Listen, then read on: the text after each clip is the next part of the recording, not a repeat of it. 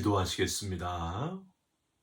사순절 13번째 날 우리를 깨워주시고 주 앞에 엎드려 기도하고 말씀을 묵상하며 하루를 시작하게 하시니 감사드립니다. 아침마다 새롭고 늘 새로운 주의 은혜로 채워주시고 주와 동행하는 기쁨과 함께 우리가 알지 못하는 크고 은밀한 일을 행하시는 주님을 뜨겁게 체험하게 하여 주시옵소서. 주님의 손과 발, 주님의 인자하심, 주님의 미소까지 담기를 원하오니 우리의 성화의 발걸음을 축복하여 주시옵소서. 오늘도 답답한 심령이 새 힘을 얻게 하여 주옵시고 기도에 응답하여 주시옵소서. 예수 그리스도의 이름으로 기도 올리옵나이다. 아멘. 오늘 말씀은 마태복음 26장 10절부터 13절까지의 말씀입니다. 예수께서 아시고 그들에게 이르시되 너희가 어찌하여 이 여자를 괴롭게 하느냐? 그가 내게 좋은 일을 하였느니라.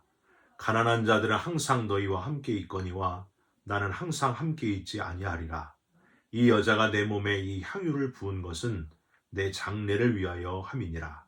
내가 진실로 너희에게 이르노니 온 천하에 어디서든지 이 복음이 전파되는 곳에서는 이 여자가 행한 일도 말하여 그를 기억하리라 하시니라.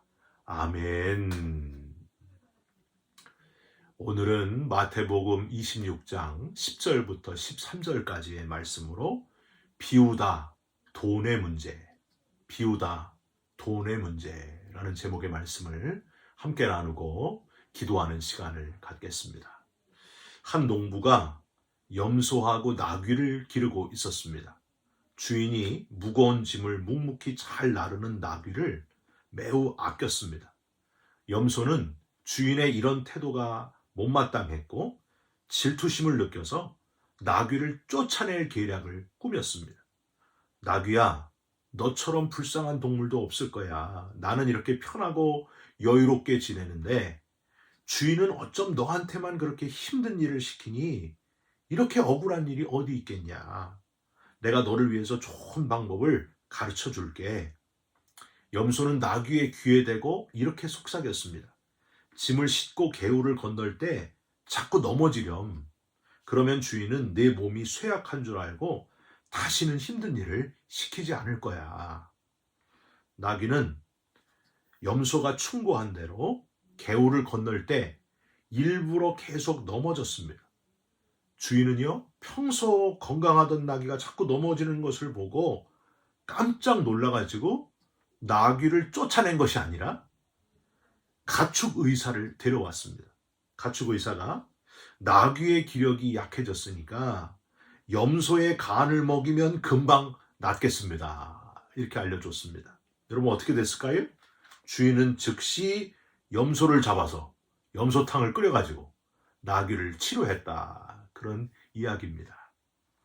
예일대학의 심리학 교수인 살로비 박사님은 미국 범죄의 20%가 질투 때문에 생긴 것이다. 그렇게 밝힌 바 있습니다.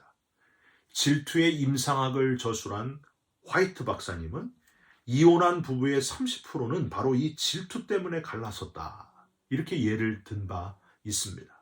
시기 질투하는 게 아주 무서운 범죄 행위의 암적인 요인이 된다고 하는 거예요.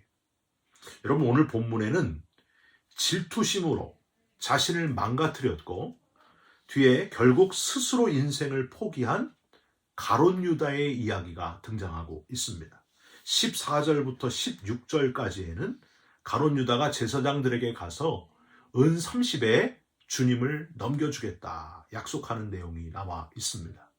조금 특이한 것은요, 오늘 본문 그 앞에 우리가 읽지 않은 6절에 보시면 베다니 나병 환자 시몬의 집에 있을 때의 한 여인이 향유옥합을 주님께 부어드린 일, 주님께서 예루살렘 입성하시기 하루 전날인 안식일, 즉 토요일에 있었던 사건인데 그 다음 붙어있는 오늘 본문 이제 14절부터 16절까지 가룟 유다가 변심하게 된 것은 3일 뒤인 화요일에 있었던 일이라는 거예요. 여러분 날짜가 차이가 나지 않습니까? 향유를 옥합을 부어드린 여인하고 가룟 유다의 이야기가 차이가 나요, 날짜가. 그런데 날짜가 이렇게 차이가 나는데 왜 이렇게 본문을 바로 뒤에 아주 가깝게 이어지게 했을까? 이 마태복음을 지은 그 저자인 마태가 의도적으로 가룟 유다 이야기를 향유옥합 부은 여인의 이야기 바로 뒤에 붙임으로써 그 극적인 효과를 더 극대화시켰다. 이렇게 결론 짓고 있습니다. 즉 가룟 유다가 갑자기 왜 변심해서 주님을 배신했겠는가? 그게 아니라 질투심 때문이었다는 거예요. 그의 질투 때문에 옥합을 깨트린 여인은 잘했다고 칭찬해 주시고 장례를 준비한다고 해주시고 왜 자기는 그렇게 하지 않아서 질투심 때문에 그 여인을 질투해서 주님을 팔아버리는 일을 저질렀다. 이걸 극대화하기 위해서 이렇게 배치를 했다고 하는 거예요. 여러분 우리 인간의 질투심이 얼마나 무서운 것인지를 우리는 늘 깨닫고 깨어있지 않으면 저와 여러분도 누구나 질투 때문에 또 돈 때문에 한순간에 무너질 수 있다 하는 것을 우리는 눈여겨봐야 됩니다. 우리 눈에 보이는 것 때문에 넘어지는 자가 되지 마시고 차라리 눈을 감는 시간이 많아지는 자가 됐으면 좋겠어요. 무슨 얘기일까요? 눈 감고 많이 주무시라는 얘기가 아니고 눈 감고 기도하는 시간이 더 많아지셨으면 좋겠다는 거예요.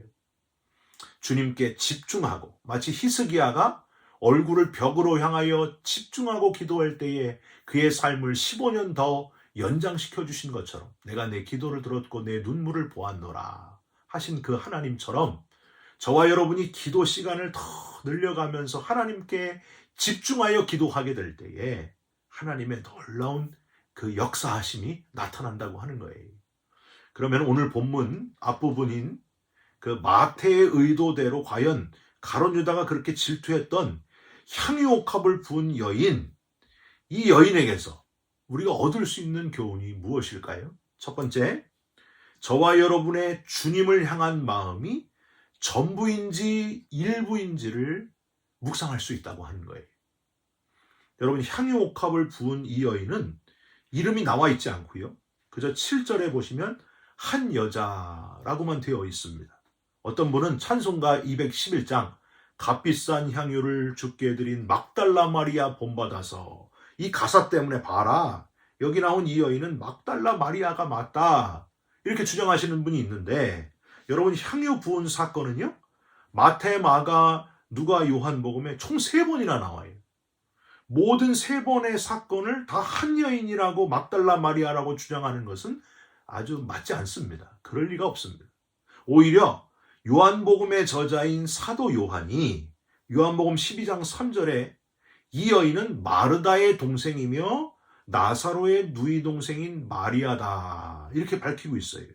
오늘 본문의 이 여인은 나사로의 누이 동생이 맞는 것 같습니다.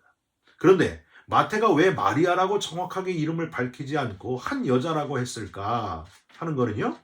당시의 성도들에 대한 그 박해가 아주 심한 시대였기 때문에 유대인들로부터 어떤 피해를 입을까 염려했기 때문일 것이다. 학자들은 이렇게 추측을 합니다. 그런데 이 여인이 과연 누구였느냐 밝히는 것보다는 이 여인이 분명히 주님께 말로 다할 수 없는 엄청난 은혜를 입었기 때문에 이렇게 귀한 향유를 부어드렸다. 이게 더 중요하다고 하는 거예요. 많이 들으셨겠지만 7절에 이 향유옥합은 매우 귀한 향유옥합이었습니다. 여러분 요한복음 12장을 근거로 보면 그 가치가 약 300데나리온이나 되는 향유다. 300데나리온은 당시 노동자들이 1년 생활하는 생활비의 가치였어요. 여러분 달러로 하면 얼마나 될까요?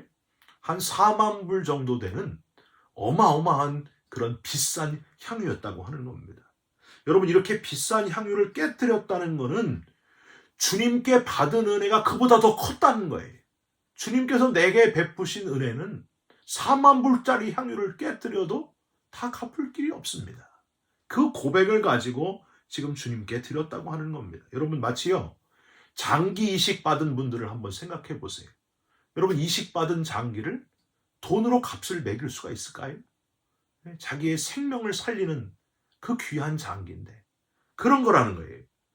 지금 죽었다가 나흘이나 됐는데도 죽은 오빠 나사로를 살려주신 그 놀라우신 주님의 은혜가 값을 매길 수 없는 그 가치였다고 하는 겁니다. 그래서 이 여인이 지금 주님께 귀한 향유옥합을 드렸다는 겁니다.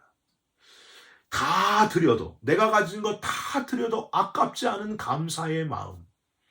여러분, 이 사순절에 이 감사의 마음이 회복되시기를, 저와 여러분 속에 이 놀라운 감사가 다시 터져 나오시기를 주님의 이름으로 부탁드립니다. 여러분, 신앙생활은요, 감사가 터져 나와서 감격 가운데 하는 게 신앙생활이에요. 이 감사를 잃어버리면 지금 신앙생활 하기가 힘든 겁니다. 여러분, 감사가 회복되시고 감격이 회복되시기를 주님의 이름으로 부탁드립니다. 여러분, 저와 여러분에게도 이런 감사의 마음이 계속 되셨으면 좋겠어요.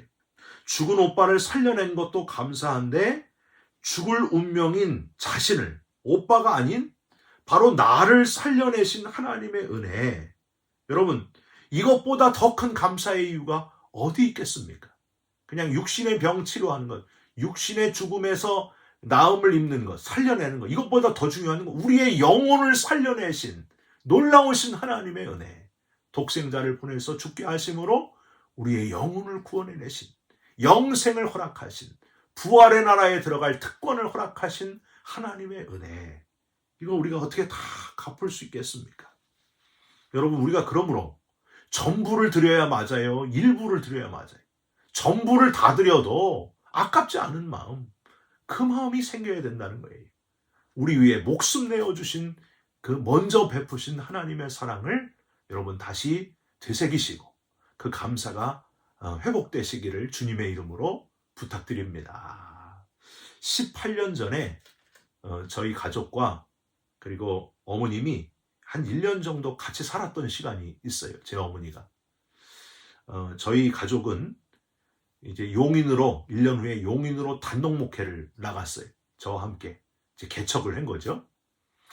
33평 아파트에서 어머님과 같이 살다가 이제 어머님 소유였는데 이제 저희들은 나가게 돼서 어머니 혼자 33평에서 살게 되었습니다.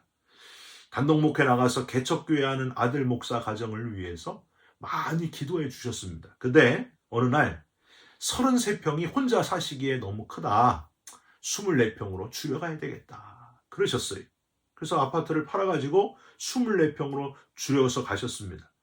근데 여러분, 이 어머님이 아파트를 줄여가면서 남긴 돈에, 그 남은 돈에 11조를 드리는 거예요.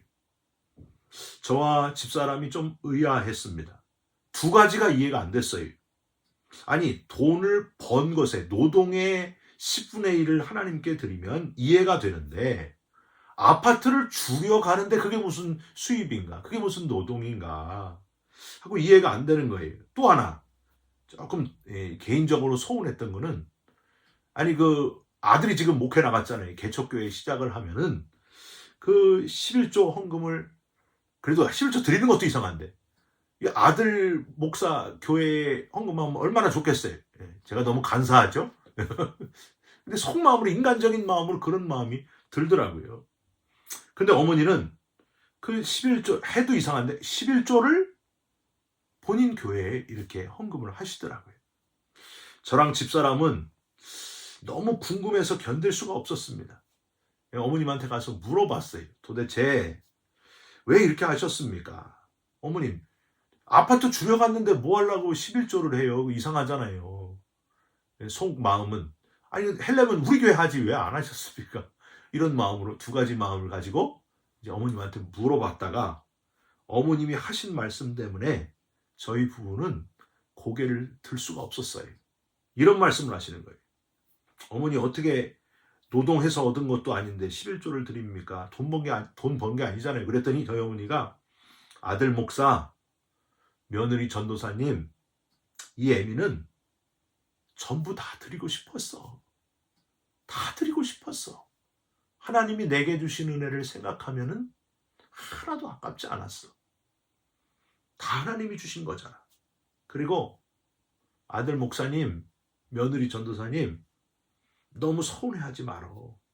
내가 내 아들 목회하는데, 개척교회 하는데 헌금하고 싶은 마음이 왜 없었겠어? 그런데 내가 내 아들 교회에 드리면 그 하나님이 좋아하시겠냐? 하나님은 아들 목사 가정은 알아서 책임져 주신다고 하셨고 내 마음을 받아주셔서 그래서 내가 너희 교회에 보내지 않은 거야. 너무 섭섭해하지 말고 열심히 기도하자고 그렇게 말씀하시는 거예요.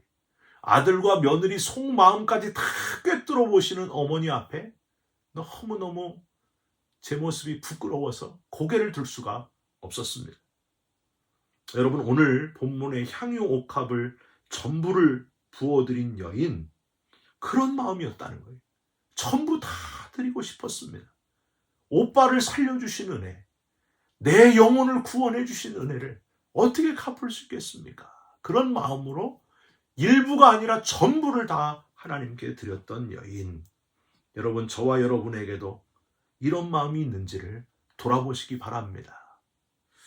이렇게 향유옥합 자신이 가진 전부를 드린 여인의 모습에 8절 보시면 제자들이 분개하면서 9절 이것을 팔아 가난한 자들에게 줄 수 있었겠도다 하니까 주님이 뭐라고 답하시냐 하면 이 여인의 행동을 두 가지로 표현합니다. 우선 10절 맨 뒤에 그가 내게 좋은 일을 하였느니라.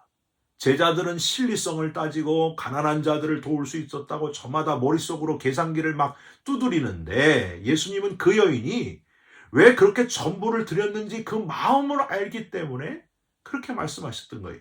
좋은 일을 하였느니라.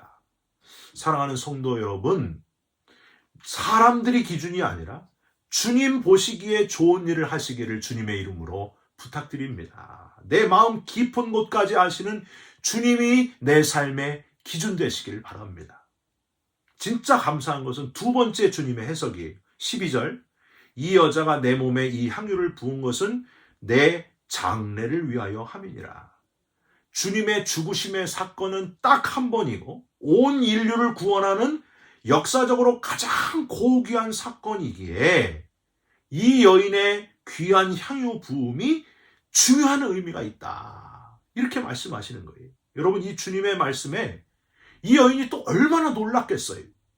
자기는 오빠 살려주신 은혜, 자기 구원해 주신 은혜 감사하면서 드리는데 주님은 그 의미를 넘어서 온 인류를 구원해 주시는 그걸 준비하는 사건으로 자신의 드림을 확대해서 해석해 주고 계시다 하는 거예요. 13절에는 이 행동이 온 천하에 계속 전해질 것이다 하고 미래의 축복으로 더 크게 선포하시고 있는 주님의 모습을 우리는 발견하게 됩니다. 복음이 전파되는 곳에서는 이 여자가 행한 일도 말하여 그를 기억하리라 하시니라. 난 그저 향유를 드렸을 뿐인데 주님은 그 향유 부음의 의미를 주님의 장래와 심지어 온 천하에 이 일이 전파되리라고 시간을 초월한 의미의 사건으로 확대해 주시는, 너무 크게 봐주시는 하나님의 은혜, 주님의 은혜를 감당할 길이 없었다는 거예요. 여러분, 오병이어의 사건도 그거잖아요. 물고기 2마리, 보리떡 5개를 드렸을 뿐인데 5,000명을 먹이시는 그 놀라운 은혜, 12광주리가 남을 정도로 내가 한 행동에 의미를 부어주시고 엄청난 은혜의 사건으로 인정해 주시고 축복해 주시는 이 엄청난 하나님의 은혜, 주님의 은혜를 어떻게 다 갚을 수 있겠습니까? 저와 여러분을 주님께서 구원해 주신 것도 감사한데 저와 여러분이 주님을 위해 이 땅에서 하고 있는 모든 것들을 응원해 주시고 크게 의미를 부여해 주시고 칭찬해 주시고 격려해 주시고 하늘에 상급받을 사람이라고 인정해 주시고 영광의 멸관을 우리를 위해서 예비해 주신다는 사실입니다. 여러분, 우리 한국 사람들은요, 산에 바위에 자기 이름 새기는 걸 너무 좋아해. 그래가지고요, 한국에 있는 산 정상뿐만이 아니라 전 세계의 산에 가면은 바위에 꼭 한국말로 그렇게 자꾸 써있대잖아요. 나 왔다 간다. 여러분, 그게 무슨 의미가 있어요? 나 왔다 간다. 그게 그냥 세월 지나면 바위도 깎여서 없어지는 거예요. 우리가 정말 소망해야 될 것은 하늘나라 생명책에 내 이름이 기록된 것을 기뻐해야 됩니다. 여러분, 가치가 달라져야 돼요. 세상에 어디다가 막 나 왔다 간다 이런 거 새길 생각하지 마시고 하늘나라에 내 이름이 생명책에 기록된 것 때문에 기뻐하고 감사하고 하나님을 찬양하시기를 주님의 이름으로 부탁드립니다. 마지막으로 가룟 유다는 질투심으로 돈 계산을 하다가 결국에는 돈 따라가다가 부끄러운 최후를 맞이했다고 하는 거예요. 이 향유를 드린 여인하고 너무 상반된 모습이에요. 다시 8절을 보시면 제자들이 보고 분개했다. 무슨 의도로 이것을 허비하느냐? 무슨 의도로 이것을 허비하느냐? 이 말은 가룟 유다가 한 게 분명해요. 9절에 이것을 비싼 값에 팔아 가난한 자들에게 줄 수 있었겠도다. 이것도 가룟 유다가 했던 말일 거예요. 분명해요. 제자들 사이에 회계 역할을 하면서 이렇게 돈 하던 가룟 유다, 그는 15절에 결국 은 30에 주님을 팔아버리고 말았습니다. 시기, 질투, 반감, 자존심, 온갖 마음의 분노로 가득 찬 가룟 유다의 모습은 향유를 부은 여인이나 십자가를 지실 주님과는 너무도 다른, 아주 부끄럽고 초라하기 짝이 없는, 그저 눈에 보이는 것에만 막 집착하는 그런 모습, 참 부끄러운 모습이었다고 하는 거예요. 여러분, 저와 여러분의 얼굴이 가룟 유다의 얼굴로 되고 있지는 않은지를 잘 살펴보시기를 바랍니다. 눈에 보이는 거에 너무 집착하면서 정말 이 땅의 것에 너무 그렇게 애착을 가지면서 살아가는 사람은 하나님 나라를 가질 수가 없다는 거예요.